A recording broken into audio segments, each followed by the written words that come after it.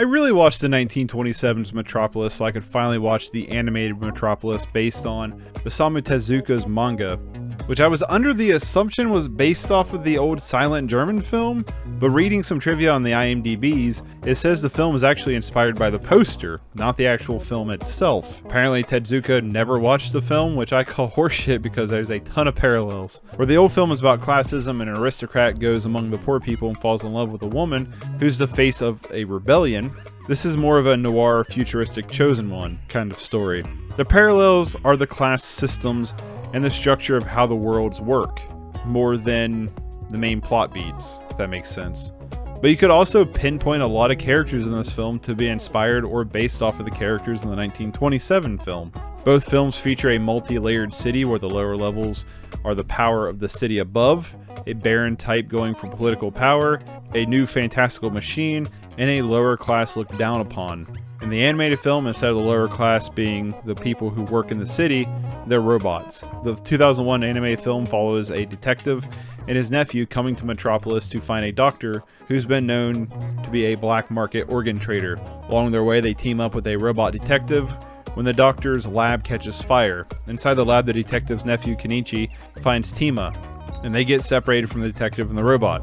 Tima and Kenichi must meet back up with the detective and the robot, but Tima has a secret that's coming for her. It's a really solid narrative, and honestly, a lot more quick pace compared to the silent film. Visually, this movie is stunning, and the animation is absolutely beautiful and striking. From the world design to Tezuka's cherub-like characters and artwork, mixing 2D elements and 3D elements, and just the vivid array of the color palette makes this one stand out as a masterpiece in animation. I also really loved the jazzy score to the film that fits this film really well. There's a lot to love here on a presentation level, that's for sure. I'm sure that this one being a talkie and not a silent film made me more engaged with the narrative side of the film than the 1927 one, but as a narrative, I did really enjoy the structure of this film more. Maybe it's because of the presentation makes it more engaging, but I really enjoyed the characters. Rock was a good villain, he felt very unpredictable. Tima and Kenichi's bond was fun to watch grow, and the detective and the robot was also fun to watch to run around this giant massive tech city. I've been putting off watching this one for years now, so I could watch the original first, which honestly, I didn't really even need to. Sure, I found some things to appreciate in this film since I did watch the original beforehand, but it's not necessary to watch this one after the 1927 film. You can watch this one on your own.